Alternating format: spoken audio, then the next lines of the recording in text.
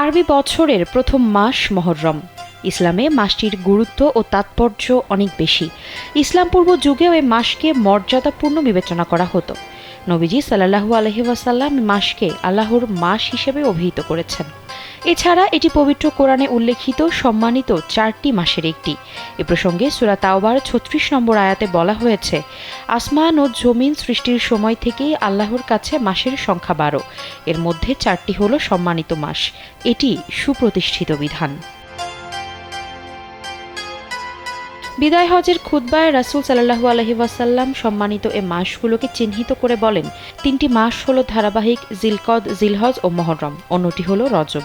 এ মাসে অন্যতম একটি ফজিলতপূর্ণ দিবস হলো আশুরা। মুসলিম সমাজে মুহররম এবং এই আশুরা কেন্দ্রিক নানা ভ্রান্তি ও রেওয়াজের প্রচলন রয়েছে, যা পরিহারযোগ্য।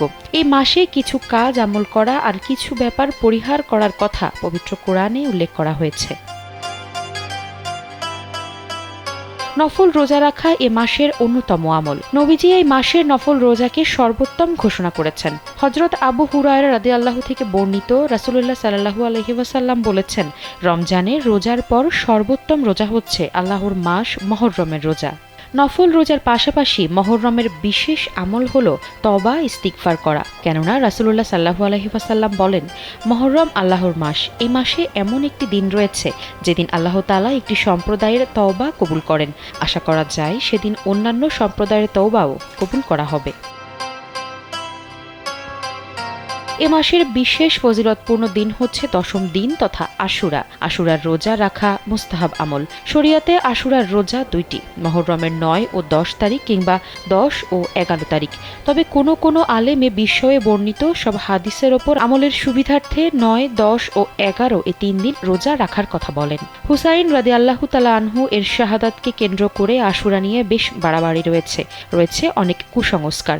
অন্যতম একটি হলো মাতাম মর্শিয়া গাওয়া। মর্শিয়া মানে নবী দৌহিত্রের শোক প্রকাশে নিজের শরীরে আঘাত করা ও জামা কাপড় ছিঁড়ে ফেলা। ইসলামে এটি নিষিদ্ধ। নবী করিম সাল্লাল্লাহু আলাইহি ওয়াসাল্লাম এ ব্যাপারে কঠিন হুঁশিয়ারি উচ্চারণ করেছেন। আশুরার দিনের গুরুত্ব বোঝাতে অনেকে মিথ্যা ও জাল হাদিসের আশ্রয় নিয়ে থাকে। যেমন এদিন ইউসুফ আলাইহি ওয়াসাল্লামের জেল থেকে মুক্তি, ইয়াকুব আলাইহি ওয়াসাল্লামের চোখের জ্যোতি ফিরে পাওয়া, ইউনুস আলাইহি ওয়াসাল্লামের মাছের পেট থেকে মুক্তি লাভ, হযরত ইদ্রিস আলাইহি ওয়াসাল্লামকে আসমানে উঠিয়ে নেওয়া বা আরও অনেক। আবার এদিনেই কিয়ামত সংঘটিত হবে এমন ধারণা করা। এসব ঘটনা ও ধারণার কোনো ভিত্তি নেই। আশুরা মানেই কারবালা নয়। আশুরার মর্যাদা ও ঐতিহ্য ইসলাম পূর্ব যুগ থেকেই স্বীকৃত। 10 মুহররম কারবালার প্রান্তরে নবীজি সাল্লাল্লাহু আলাইহি ওয়াসাল্লামের প্রিয় দৌহিত্র হুসাইন রাদিয়াল্লাহু তাআলা আনহু ও তার পরিবারের মর্মান্তিক শাহাদাতের ঘটনাটি তাৎপর্যপূর্ণ আশুরার সঙ্গে মিলে যাওয়া একান্তই কাকতালীয়।